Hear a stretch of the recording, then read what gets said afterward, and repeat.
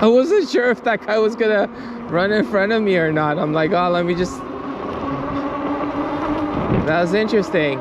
Hey, what's up guys? This is the WINDONE K2 electric bicycle. So this actually kind of looks like a motorcycle in a way, and I actually like the way it looks. So I'm gonna unbox this thing, review it, take it out for a spin. So this is everything that comes inside the box, aside from the tire and the fender, which is over there.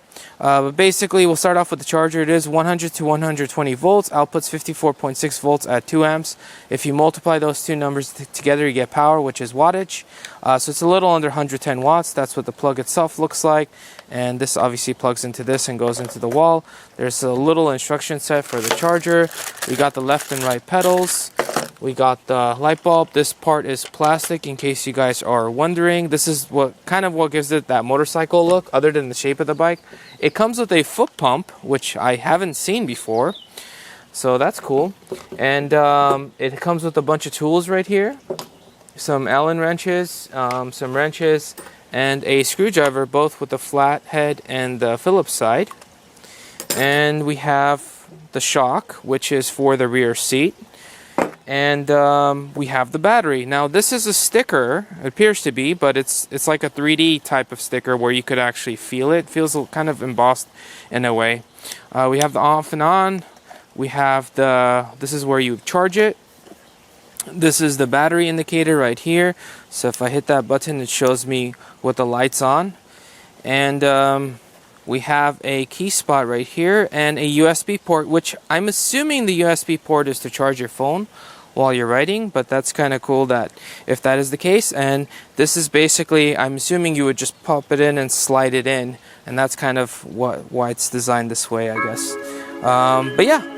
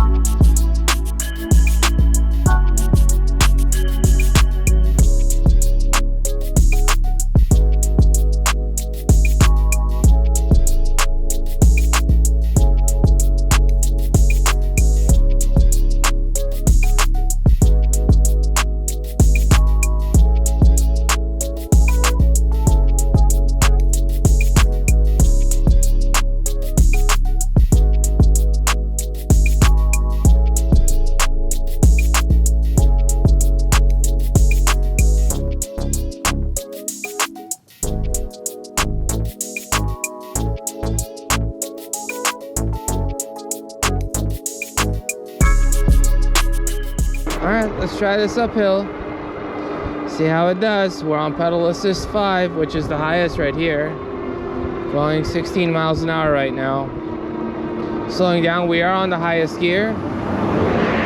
It's still fairly easy to pedal.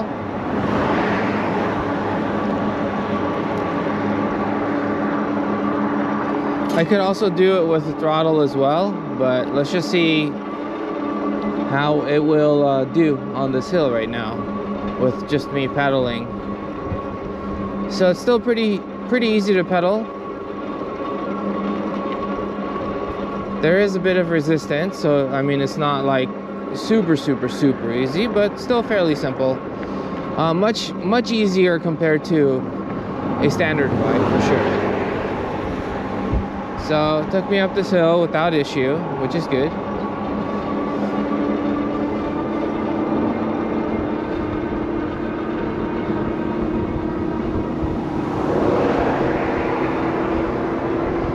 The bike itself is pretty comfortable.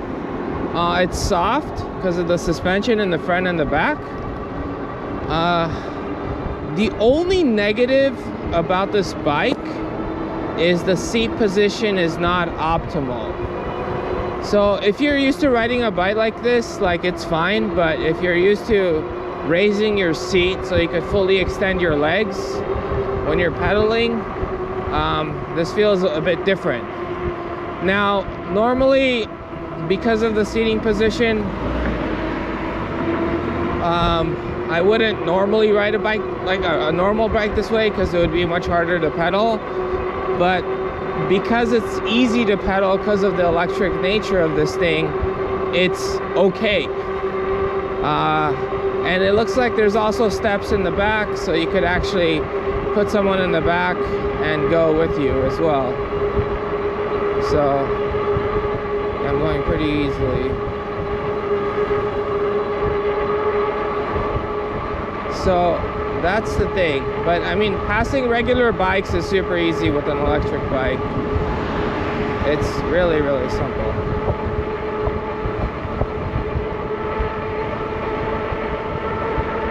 I didn't want to hit the horn because I didn't want to startle them. Otherwise I did want to go, but I didn't want to startle them. All right, so we're at 28, 29 miles an hour. A bit of a downhill coming. I mean, we're kind of on a downhill already, but a bit more coming. Let's see what happens here. We'll also do a brake test. But this bike has a very powerful motor. Very powerful. I will certainly tell you that much right now. Okay, 31. All right.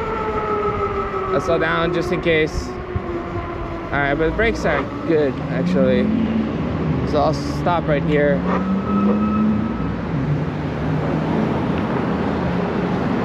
Let's put it on pedal assist 1. Let's do a speed test. Well, just a pedaling test, I guess, just to see how fast it goes. Okay, so the motor kicked in. It's not helping much. Looks like the comfortable speed is around 7-8 miles an hour on pedal assist 1. Let's take it to 2. Okay, it's like pushing me. Okay, looks like the sweet spot is around 12-13 miles an hour, closer to 13. Pedal assist 3, it's pushing me further, and this is around 18 miles an hour. And I'm pedaling with the same amount of effort. In fact, I'm probably putting less effort. All right, pedal assist 4. Let's see what that gets me to. We're at 21.5 miles an hour. 21, closer, I guess we could round up to 22, but 21, 22. And pedal assist 5. So we're on a slight incline, but pedal assist 5 takes you up to like 28 miles an hour. Speed test on 5. 1, 2. Wait, I just want to do it on 5 just to see how fast we get to 28 miles an hour. This is a slight downhill, so it should be easier, but even if it wasn't, yeah, I guess to 28 pretty easily.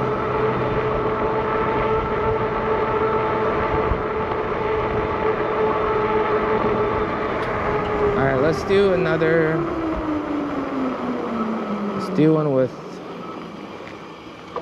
Let's do another one with just throttle only.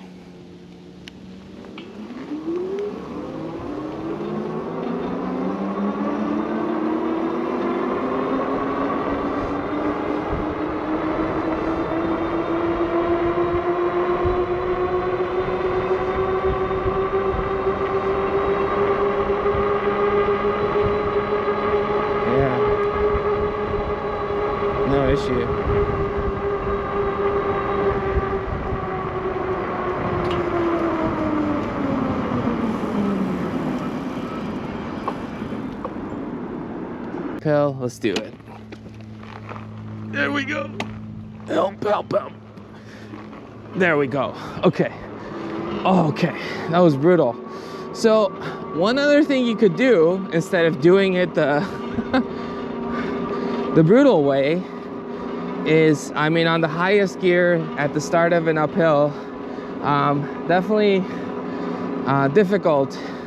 But one thing you could do is you could kick off with the throttle and then just start pedaling and then let go of the throttle, and the motor is going to be helping you either way. But yeah, this hill was super simple as well, as you guys could see. I mean, we're not going, you know, full 28 miles an hour, but you know, when you hit the brakes with the BR, right, you see the little BR that comes up on the screen. When that BR comes up, that's basically telling you like, oh, the brakes are on, so I'm not gonna use the throttle. So if I'm holding the throttle and I hit the brakes, it disables the throttle until I let go, and then it kicks in. Basically, that's how it works. Take it to the beach, just ride it around and stuff, or just... Oh man, the grass is like slippery today. I came with a different bike today as well, and it's slippery today. Oh, because it's wet. The grass is wet. That's why it's slippery. I was wondering why. Oh, it's interesting. All right, the grass is wet. That's why it's slippery. I was wondering. I'm like, dude, the tires feel good. Why is it slippery? All right, I'm glad I came and I tested that. All right, let's drop it off a curb. All right, it's fine. I naturally stand up when I'm dropping it off a curb. 3, 2, 1. Let's do this. I have to kick it off this way. See how soft that is? It's like so bouncy. All right, let's see. Oh, we actually have to... Might have to down gear on this one. Oh, we had to down gear on this one.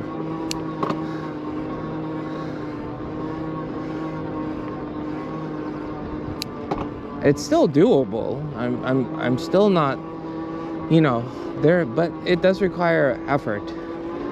I'm not gonna say it requires super effort because the motor's definitely helping, but I did have to down gear for this super hill.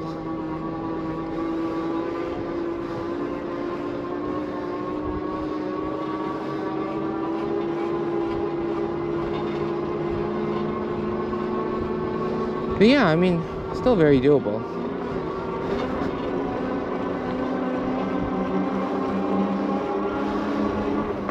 Oh man, that was a super hill though.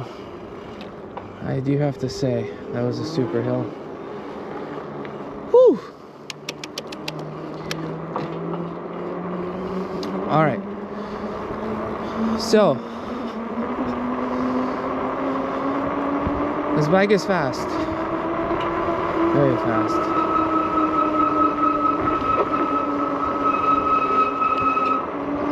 Oh, the back brakes are making noise.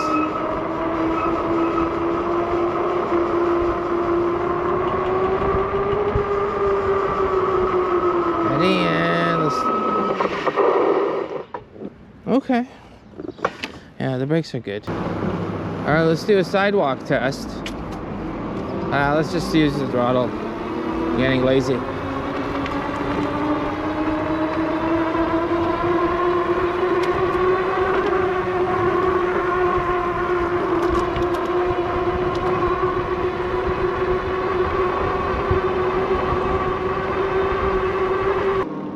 All right, guys. Let's get to the. Let's summarize this bike. So, power level is very good. Motor's pretty powerful. You can get to 28 fairly easily. Goes up the hills pretty easily. Only on the super hill that I have to down gear. I probably could have made it without down gearing, but I just wanted to make it easy, so I just down geared just to make it easier. but all the other hills and stuff, like, it did it without issue. I didn't have to down gear on any of the other ones. This bike is designed more of as a cruiser. It's just like you just sit, relax, and then, you know, you could pedal if you want to. You don't have to. You could just use the throttle, and then you should be golden. It is pretty comfortable because of the shocks, but really the only thing worth mentioning that may be a con to some people is if you're getting this bike, just know, like, the pedaling position, because you're not getting a full extension out of your leg when you're pedaling. Just keep that in mind. It's not something, it's more of a relaxed position rather than like a dedicated biking position, basically. But aside from that, it's legit, very soft, very powerful, everything's good. So let me know what you guys think. Let's do a little bit of off-roading. Let's see how slippery it is. I came here because I knew this road was a bit thing, but yeah, I mean, it's fine.